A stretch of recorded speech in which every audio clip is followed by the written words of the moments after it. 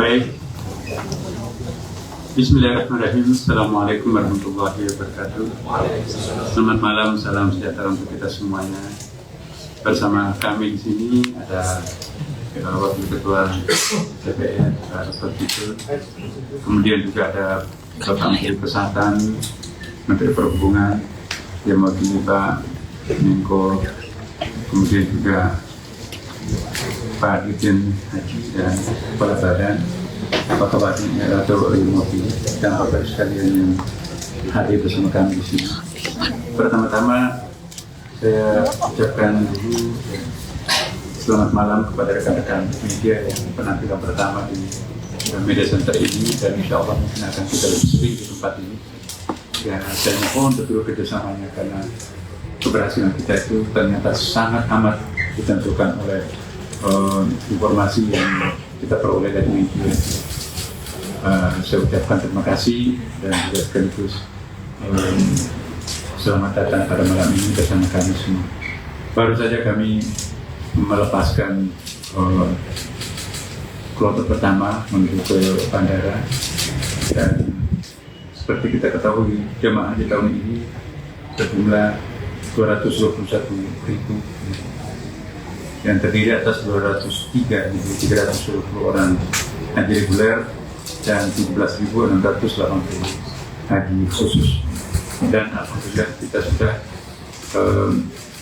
mendaftarkan semuanya, bahkan kita sudah 105%. Artinya ada istilah kita itu cadangan lunas, antisipasi kalau misalnya tiba-tiba berhalangan hadir karena sakit atau ada yang meninggal atau ada urusan tidak bisa ditinggalkan, maka sayang kalau itu kosong, maka itu kita angkat nanti ibarat kepada nomor kaca naik ke atas, dan itulah nanti akan menutupi jamaah haji yang berhalangan. 221.000 ini pasti ada saja halangan, dan itu tahun lalu itu bahkan bisa mencapai ratusan bahkan ribuan. Nah, kami sudah punya cadangannya berdasarkan nomor kaca, bukan dengan cara-cara lain.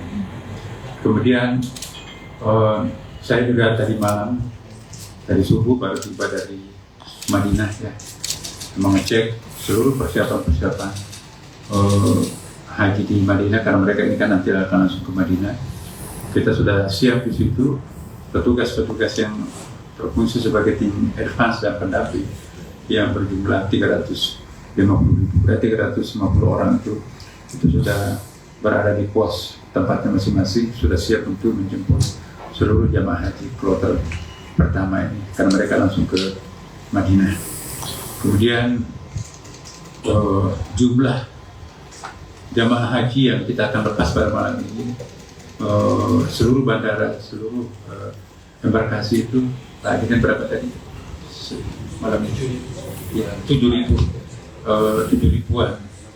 Jadi sekian kali penerbangan, dan untuk Jakarta ya ini penerbangan yang pertama ini, insya Allah tengah malam nanti akan berangkat. Kita tadi sudah berikan semacam pelepasan singkat formal ya.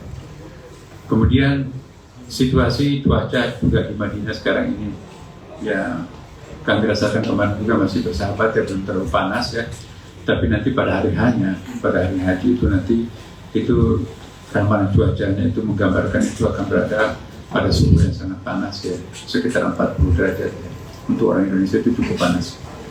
Kemudian persiapan lain tahun ini memang banyak hal-hal yang khusus yang kita lakukan, pembaruan, tapi itu semuanya untuk memudahkan para jamaah. Hal-hal yang baru yang secara formal sebetulnya tahun lalu juga sudah ada, misalnya tanazul. Tanazul itu ya jamaah tertentu nanti yang ada jumlahnya hampir 40.000 itu nanti akan tinggalnya di hotel. Jadi pulang pergi dari hotelnya ke jamaah tempat penempatan. Karena ya saya katakan kemarin waktu mengunjungi lokasi itu ya, ini di hotel pun juga kita bisa, bagi orang yang kuat melempar itu bisa sampai lemparannya itu di dekatnya, lebih dekat ke hotel daripada ke kemahnya. Jadi ada sejumlah jamaah kita yang berada di situ itu yang kita tanazulkan. Kemudian juga Dengan demikian tingkat kelonggaran kemah itu akan lebih terasa, tidak lagi bersesakan. Dan insya Allah juga ini diharapkan akan ada kenyamanan dari jemaah haji, karena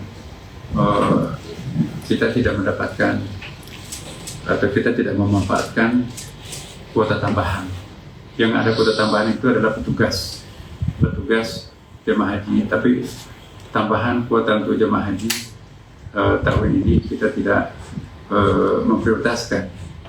Yang kita prioritaskan di sini adalah bagaimana memberikan kenyamanan terhadap jemaah haji yang resmi, karena tidak sedikit juga menimbulkan masalah jemaah haji yang terlambat mendaftar yang tidak sesuai dengan jemaah haji yang telah diperkirakan sebelumnya, dan itulah nanti menimbulkan banyak masalah.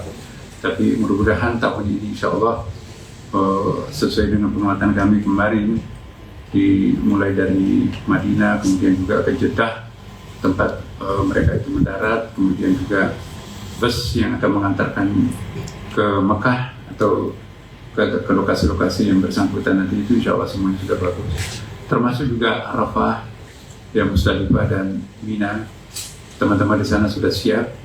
Termasuk juga dapur kami agak sedikit memang lebih rigid ya, bahwa ya sampai ada yang mengatakan kok Pak Menterinya mengurusi hal-hal yang recehan, yang sepele, yang bawah seperti ini.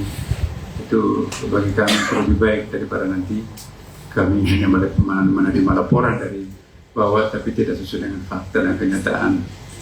Nah, kemudian juga kami ingin menyampaikan kepada jamaah yang mungkin tidak melalui jalur formal. Saya diwanti-wanti oleh Menteri Haji ya. Peraturan di Saudi Arabia sekarang super ketat. Jangan sampai nanti ada yang tidak memegang visa haji tapi nekat untuk melakukan perjalanan ke Makkah. Itu nanti akan berhadapan dengan petugas. Sebagai ilustrasi ya, para pemirsa, saya hanya keluar dari hotel di Zamzam kemarin, itu langsung dijemput oleh polisi di situ. Pak, ini kalau tidak punya visa haji tidak bisa masuk di haram. Saya tidak pernah melihat tanah haram di Masjid Haram itu kosong, sehingga orang bebas mencium Ka'bah. Kenapa? Mencium Hajar Aswad. Itu hanya satu syarat, waktu itu hanya satu baris ya, satu sab. Kenapa nggak bisa masuk? Even itu adalah warga Saudi sendiri. Kenapa? Karena begitu ketatnya pemeriksaan. Tasrifnya itu luar biasa. Nah, karena itu saya menghimbau kepada warga masyarakat bangsa Indonesia agar hati-hati, jangan sampai tergiur dengan bujukan-bujukan ada yang menyajikan, dan itu dendanya ada. Kalau itu nanti ditangkap, itu peraturan yang saya baca kemarin itu didenda dengan setara 400 juta rupiah, dan kemudian juga di penjara atau 10 tahun tidak akan pernah bisa diizinkan untuk masuk di tanah suci. Nah, ini yang sampai terjadi. Yang terakhir sebagai pengantar saya adalah terutama yang berangkat pertama ini save energinya. Jadi energinya itu di saving, jangan sampai nanti mengumbar energinya, pokoknya dipaksakan diri untuk melakukan apa ini walaupun kurang sehat. Akhirnya nanti pada hari hanya tidak bisa berbuat apa-apa karena sakit. Jadi saya minta pada kloter pertama ini jangan memaksakan dirinya untuk sampai begadang, mengaji dan seterusnya. Tetap kita beribadah, tapi pada saat yang bersamaan ukur kesehatan kita juga, jangan sampai nanti boros energi di sunat tetapi habis waktu untuk melakukan kewajiban. Jangan mengedepankan sunat daripada yang wajib. Nah, inilah harapan kami semuanya, dan sekali lagi terima kasih kepada media baik yang ada di sini maupun rekan-rekan media yang ada di Tanah Suci sekarang. Dan mungkin kali inilah paling banyak media yang kami libatkan, karena bagi kami media adalah partner yang sejati untuk menyempurnakan pelaksanaan ibadah haji. Terima kasih.